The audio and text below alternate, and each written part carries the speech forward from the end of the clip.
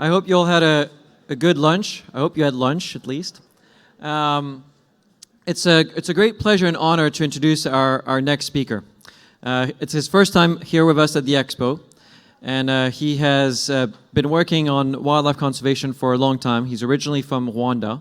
He was trained as a veterinarian and worked with great apes, specifically gorillas, for a long time, and eventually turned his passion and his skill sets to gray-crowned cranes. He started his own organization, the Rwanda Wildlife Conservation Association, in 2015. And I was just chatting with him, and it seems like there's no wildlife conservation award that he hasn't won. He's won the Rolex Award, the National Geographic Buffett Award, and most recently the Whitley Conservation Award for Nature. So it's a great honor and privilege to welcome Dr. Olivier Nsengimana to the stage.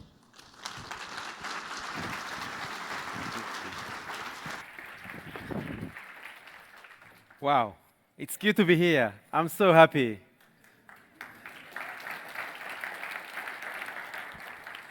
Are there some kids here in the audience? I can see some. I love working with kids. I love working with kids, especially when I see them in the audience. It gives me the courage to talk even more. I grew up in a very rural village in my country, Rwanda. And growing up, it was really fun to walk around like just in the nature.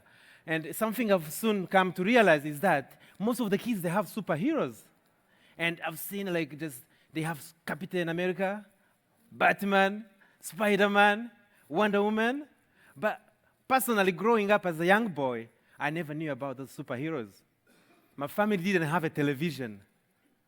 But growing up in a village, my friends and I always ran in the nature and enjoyed the nature. And one spectacular sighting that we would always see, especially collecting water for families, was gray-crowned cranes. The giant and beautiful, colorful birds with a majestic crown. When we saw them flying, we all wish we could fly like them. We would run around with our arms. Don't ask me how many times I hurt myself trying to fly. They were our superheroes.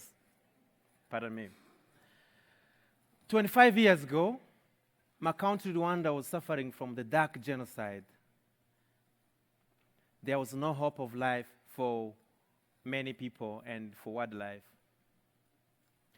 I was 9 years old during that time.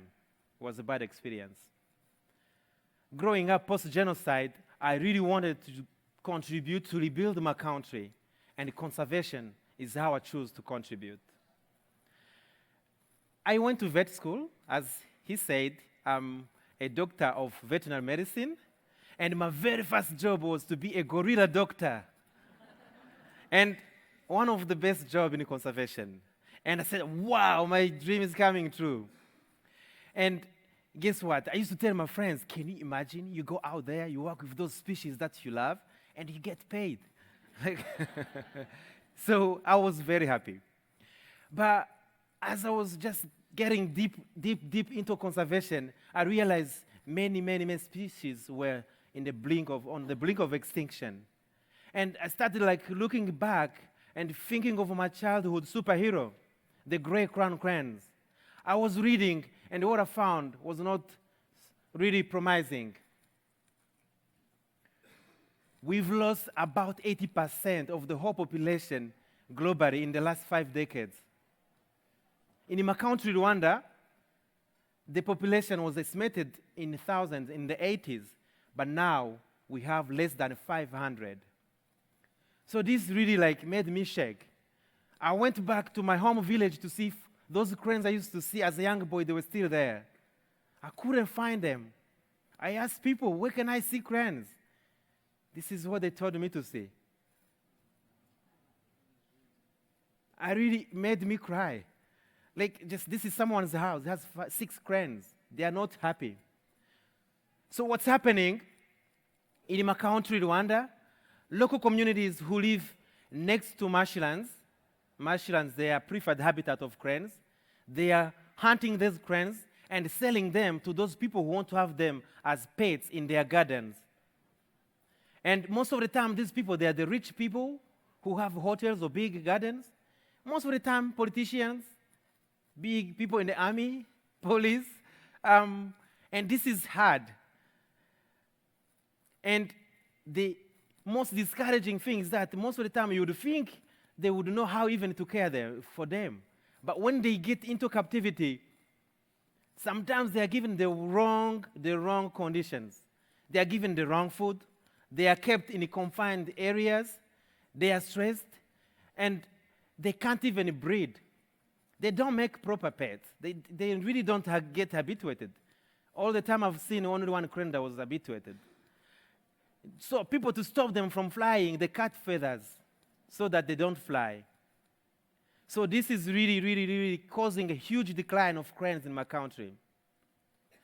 The other big threat is the loss of habitat.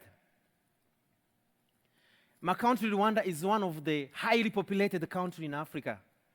The densities go over 500 people per square kilometers. And this is not easy when you want to satisfy the food security. So wetlands, that's where everyone is going. So many wetlands are transformed into agricultural farms. So cranes are losing their suitable habitat for breeding and for food. So when I became aware of these threats, I told myself, someone has got to do something. But I'm happy with the gorilla doctors. Like, I don't want to step away. Like, really. So I started looking, and who's doing something. And there were some efforts, like, ready, but, like, really the scale of illegal trade, no one was doing anything about it. So I convinced myself, I've got to start something to save my childhood hero. And that's when I founded the Rwanda Wildlife Conservation Association. Starting something new, it's not easy, especially in conservation. But with passion, commitment, and all of you, it's possible.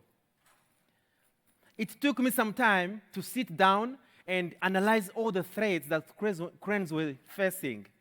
And I quickly realized that there are so many factors behind the threats. People who are poaching or hunting, one, they are poor.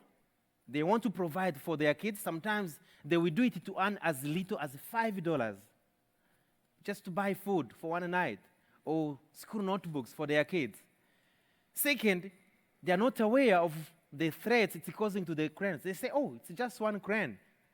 Yeah. And there is lack of law enforcement. So all of those threats, like if you've got to really save the cranes, you've got to think, how can we really come up with strategies that can be successful? So my organization, we took a holistic approach with like a multidisciplinary approach, and we designed so many interventions targeting all the aspects of the problem. And the first intervention that we came up with was to launch the media campaign. And here, we wanted just to tell people, many people did not even know that they are disappearing. So we went on radios, like all the radios in the country, television, and we had advert passing morning, midday, and evening. And we said, did you know that cranes are endangered and we could lose them in next year? There will be no cranes in Rwanda. Did you know that it's illegal to keep cranes in your gardens because it's illegal? And did you know that what you are doing, it's what is endangering them? Because when you think communities who are poaching, they don't know how to catch them.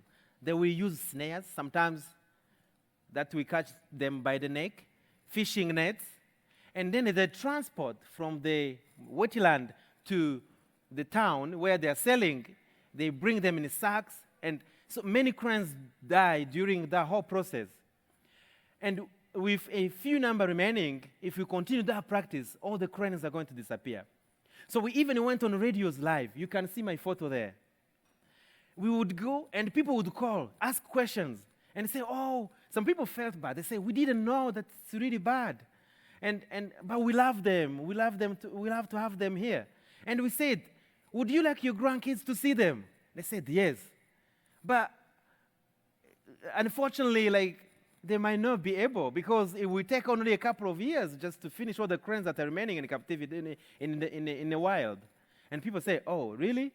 And we said, like, most of you who have cranes, actually you are able to go to the national parks and you'll be able to see wildlife and connect with them. And that's a nice like, practice to teach your kids so that it can be sustainable for a long time. And people understood us. So when we were there, we also told the people, if you have cranes and you want really to give them a second chance to live again, to go back to the wild, call us. So we worked with the government, we opened an amnesty. And this is a period of time where we said, it's illegal, but the government is not going to come and prosecute you. We want you to come ahead and tell us that you have cranes. So people loved this one. And let me tell you, when we started this project, the big threat was many people, like, I was thinking, how am I going to approach a general who has cranes? How am I going to approach a minister? And then we said, like, we've got to go easy, like the easy way. So we turned this threat, this kind of weakness into an opportunity. So we went to them and said, like, did you know that, yeah, you're a minister, but you are the image. And did you know that this is illegal, this is not good? Like, and these people, they said, wow, we didn't know, really, like, just take them. And, and it worked. And all the other remaining people in the middle, they didn't have any reason. They saw good example, the willing of, like, people up high coming and like supporting our program. So people called us, and when you go to their home, we put a leg band. Sorry, slide.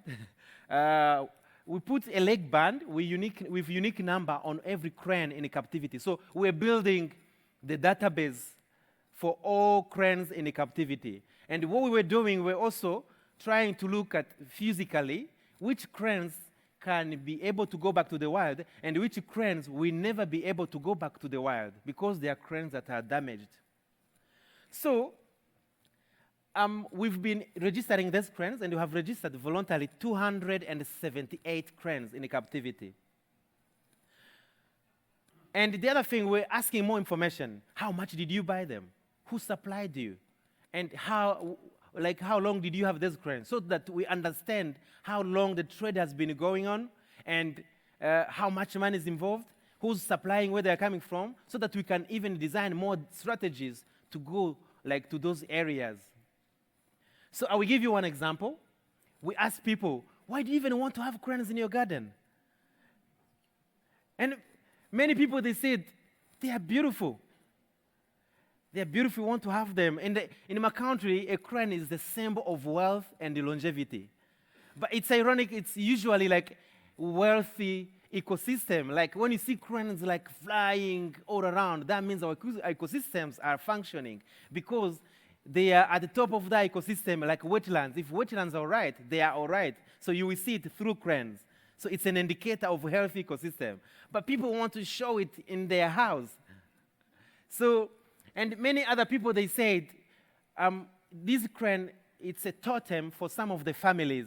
And they said, like, we want to have close to us because they are our characteristic, they are our birds. But we said that it's endangering them, it's too much love. It would be good, like, to keep them in the wild. So every time we went to those homes, we took an opportunity to educate people. But surprisingly, there are people who said they help them, security. Say, what? Security? Why won't you hire some company to help you? And we asked, tell us more about this security thing. And I said, like, if someone jumps in your garden, these cranes, they will make noise before they break into your house. So they will alert you. So that was one reason. And then they said, some of them, they said, we used to have snakes in our gardens, and we decided to bring cranes because cranes eat snakes and amphibians and all of those reptiles. So it's a good reason, but it's not a good reason really, like, to finish a population of cranes for that function. So yeah, we were trying to understand, and all of this kind of information helped us really to design some more educational program. So our third intervention, after knowing all the cranes in captivity, we planned staged the stage reintroduction process. And this is when everyone who has actually called us, they accept that we can take their cranes. So we call people and say like, in 1 month, we are going to come to your house and we are going to take those cranes. And we take them in groups of 40. We have a quarantine facility and the capacity is a maximum 40 cranes. So we go to these houses, we bring them into those crates and we put them under quarantine. So we examine them, and we want to make sure that before we return them back to the wild, they are healthy. But we also want to avoid any risk of bringing a new disease to the wild, because they might have acquired a disease while they're in captivity that can come and kill other birds or other animals. So we make sure really like this is done professionally, and we take a healthy population. When the quarantine is finished, we take them back to the park. And this is how we transport them and we release them. You know, in the beginning, I told you that I always wanted to fly like cranes. And just when I was young, when I kept falling, trying to fly, I thought I would never be able to fly. But these days, like, I've just come to realize that actually I can fly. I can fly.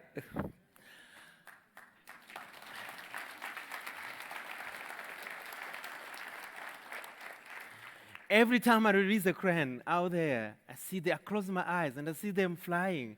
I fly with them. I can fly. So we have so far released about 153 cranes back to the wild. And the way we do this, we have fenced an area in a national park nearby the lake. And this place has an electric fence, but it doesn't have a roof.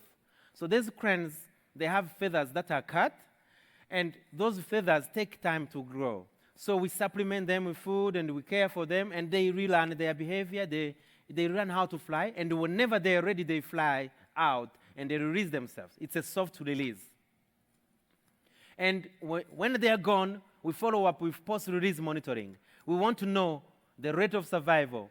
We want to know like how many have left our facility and gone out in a park. And we want to know if they are reproducing. So we've been doing this like driving into the park. We have a challenge of not having enough funds to introduce the technology like GPS tags so that we can really be monitoring every crane where they are going. But we are soon getting there. We have got a small grant to start this kind of program. And we want to scale it up so that we can really collect enough data to know how they are doing. So I told you, like, communities, they're the ones who are driving these threats to the cranes. If community didn't poach, they would not end in a captivity. So our fourth intervention is working with communities. And this is where we put our most energy. Because, you know, if we don't work with those communities, like, these cranes, they're going to find us in a town when they come back. So let me tell you a story. 3 years ago, when I was beginning this project, there is a tea company that came to us and said, like, we have a pair of cranes here, and they are not breeding. And we went there and we say, like, oh, you have used all the wetland. You are growing tea. And the other part was taken by local communities. And they said, what can we do? So we quickly discussed communities, local leaders, and the tea company. We came to a decision of, like, securing an area that we are going to restore and fence it so that we see if those cranes can breed. Immediately, it's like they were listening. They started nesting in that area. We fenced it. And then the tea company, they said, let's hire someone. Well, let's not take it for granted. Someone might steal those eggs. But let's just hire someone to look after this area. So we hired someone. Someone was really like spending day. The eggs were there. And it took, like, cranes usually, they will hatch their eggs in 1 month. And 2 months passed. And they said, what's happening? They are not hatching their eggs. And then we went to ask the guy. And you know what he told us? He said, every day, every evening when I go home, I take the eggs with me. I don't want people to see them when I'm not here. So this guy was doing things out of good intention, but he doesn't realize like cranes need to sit on their eggs in the night as well. So I really want to show you how like even the little piece of like something small can mess up your results that you were expecting. Like really. So we try to go to communities to tell them everything we know, like we want them to know. So we've taken this approach. We go to the communities with like popular like guys, like we have entertainment and we attract people and they come. People love it when especially it's a market day. And so when they come, we stop, we put in our message and we say there are going to be questions and answers and there are prizes. And we bring things that they need, like a basket, we need umbrellas, cooking pots, all of those, like those things that the people really need. And people love it. They hang around, we have questions and answers, and they win prizes, small funds, and they love it. It's a good way to give them the message. The other thing we do, we work with local leaders. These are representing the government there, and we want them to stand in the right place, to know. And we've been working with them, and since like we have seen really a collaboration coming up, and all the time that there is someone in the community who's poaching, they will call us and say there is a crane here. So we've been able to really like get even those cranes before they end to the end buyer. We work with local communities. These are some marsh rangers, and we are bringing the concept of conservation. We want them to really practice, to do it themselves. And these, we help them technically, but we let them plan things themselves. They plan their patrols. They monitor cranes by any illegal activities that they see. They also report it to the local leaders so that these local leaders can help them with prosecuting people who are committing those. We have soon started and recently started another initiative, the Crane Conservation Champions, and they are recruited throughout the country. We want them to be our ambassadors in the communities. So they are going to be teaching the communities, but also monitoring cranes. We gave them smartphones with this database, with this app, so that they can record sightings everywhere in the country. And they will be also educating communities and looking out for any illegal activities. And the future belongs to young ones. We really invest a lot in the kids. We use this comic book. Actually, we have it on our table, if you are interested to have a copy. And we want to inspire kids and really tell them what to do, what not to do, what is good for wildlife. We want a generation of future conservationists. We want people in the future not to be doing practice that can endanger our wildlife. We also connect them to, we have started this new program. We have clubs in the villages, and we are planting trees, indigenous trees that can serve as roosts for cranes. And we give every kid free trees, different, with English name, scientific name, and local name. And they are always interacting. What's the name of your tree? What's the name of your tree? And we are bringing the pride, ownership. Say like, these are your trees. Imagine what it will look like in 5 years, in 10 years when cranes are roosting there. So kids love it, and we made it competitive. And we say, if you really manage to grow your trees, we are going to have a prize. So they are loving it. We are working with the government at a high level because there is also a demand, an international demand for pet trade. Some of the cranes, they go out of the country, out of the region, from East Africa to Middle East to, like, for pet trade. So we are trying to work really to secure the population of cranes, like using different institutions like police, customs, all of them. So, as I told you, we have registered about 278. 203 have been confiscated, and 153 has been returned back to the wild. Many cranes are growing their feathers. They are flying in and out of the facility, and they are breeding. We've had some recordings of cranes like really having chicks, those introduced cranes. But I really want to tell you here, I'm finishing here. Unfortunately, through our program, we came across a number of cranes that are disabled, permanently disabled. This crane will never be able to fly. And some of the cranes are disabled through accidentally, like people cutting feathers, and they end up breaking their wings. And some people, they do it intentionally, trying to stop them from flying completely. We have like about 50 of these cranes. And they are still out there in people's garden, in hotels. And recently the government gave us 40 acres of land to fence it, to make it a beautiful, nice place within the capital city. And we are going to call it Umusambi Village. Umusambi is the local name of crane, gray crown crane. And it has many other species of birds and amphibians and reptiles. And we are going to make it a natural place. We want to build an environmental educational facility around so that people can come and connect with wildlife and learn how we can save wildlife. So this is really like a huge project ahead of us. I invite all of you really to come to join us and give us a chance, like, or help us to give a chance to those cranes to fly again or to have a happy ending. Please join us. So thank you to WCN for getting me here. Thank you to all of you, all of our supporters. We will not do this without all your help. Thank you. Thank you very much, Olivier. Stay up here because you're going to take a few questions. So we'll take about 3 minutes for a few question and answers. We've got people running around with mics. There's one here in the first row. Hi. So what are you doing for gorillas? Gorillas, they are in good hands. So actually, it's one of the great ape species that is increasing in number. So I balanced, I said, if I step out here, it's not going to cause an imbalance, but I could use my knowledge, my motivation, my commitment to make a difference for the cranes. So. Thank you. Question, second row, and then I see, Madison, you want to get the one in the back already?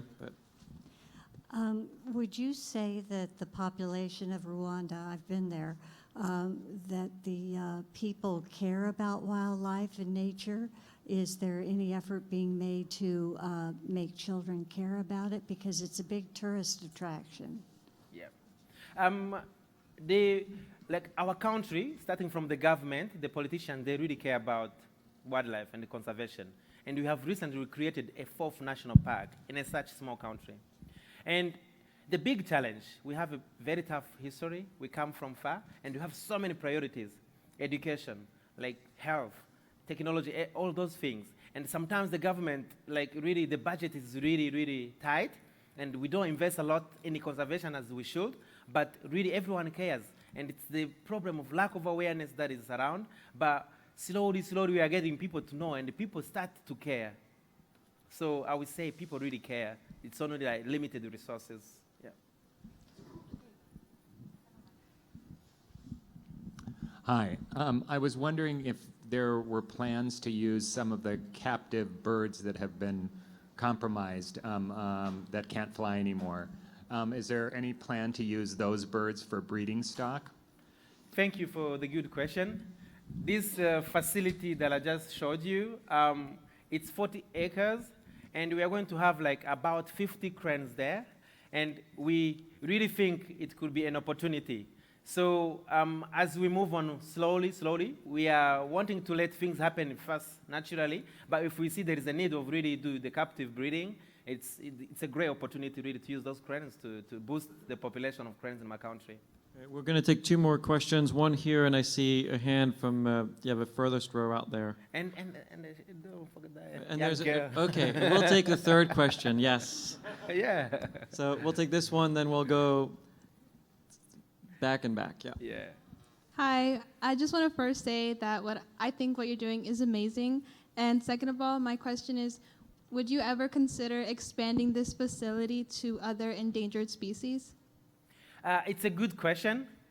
First of all, like, we really want to stay focused because our aim is to remove all of these cranes out of captivity so that we can even end the trade. That's when we are going to end the amnesty and start prosecuting anyone who's poaching or keeping cranes. So, like, with time, we might think, like, but we are not going to it's not going to be a zoo. This is a natural place where we want things to happen naturally. So we are going to be really tight on such decisions to include all of other animals.